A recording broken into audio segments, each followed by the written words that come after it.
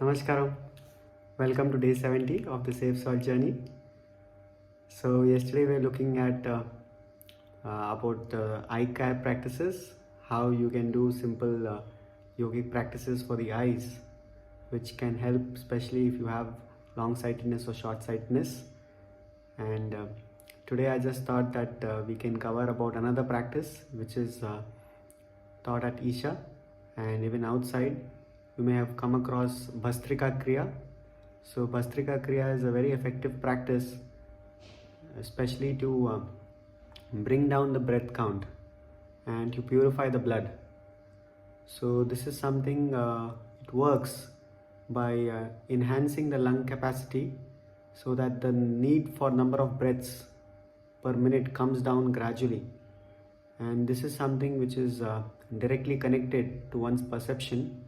So if the number of breaths per minute which we are taking, generally if you just try to look at it, number of breaths you are taking per minute, you will see it may be anywhere between 15 to 20 breaths per minute.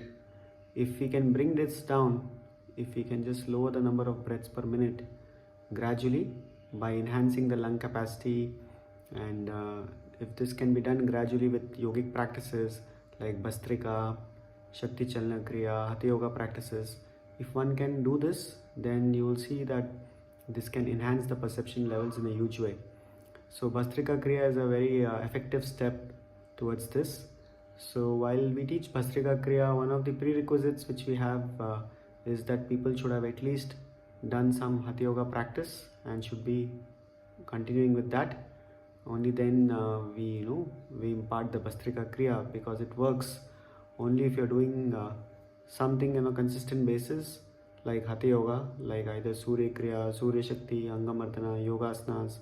One of the Hatha Yoga practices, if you're practicing regularly, then if you want to take another step, then you can even learn Bhastrika Kriya. It just takes about 12 minutes or so to do on a daily basis. Anyone above 14 years can learn this practice, and especially if you have chronic ailments like diabetes or hormonal imbalances like thyroid issues, etc., or if you have skin ailments, so if you have skin diseases, and if you have asthma, allergies, sinusitis. So if you have these kind of disorders, practice of Bhastrika Kriya can be especially very helpful in reversing these kind of ailments. So you can see, if you wish to learn this practice, it doesn't take much time to add, and over a period of time you will see that if this is done along with your Hatha Yoga practice, it can gradually enhance your system, build the capacity slowly over a period of time. So this is a good practice if you wish to learn.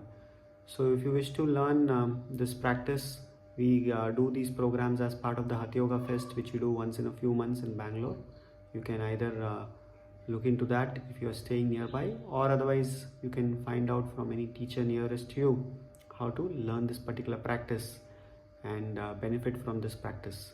So those of you already practicing Bhastrika, if you can please share your experience, how this has been for you. And this is something, this is just starts like a practice, but this is not to be reduced into a mere practice. This is like a certain possibility which Sadhguru mentioned, where you can slowly take it to that level. So just try to see that if you are doing this, you need to do it consistently, and also the frequency. If you have gone through the program, it needs to be done in a certain way, where you do it for a certain number of days and then give a gap for some days and then again restart it. So there's a certain pattern. So those of you who have gone through the program, you may have been instructed how to do the practice. So that's something which is very important when you're doing such practices. So basically, this whole mechanism of syncing the system with the planet which we are inhabiting, because we are not something separate from the planet. Our whole body, the number of breaths which we take, and the way we are, everything, it is something which we need to come to sync with the planet.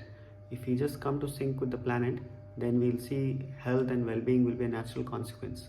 So these yogic practices are structured in a certain way.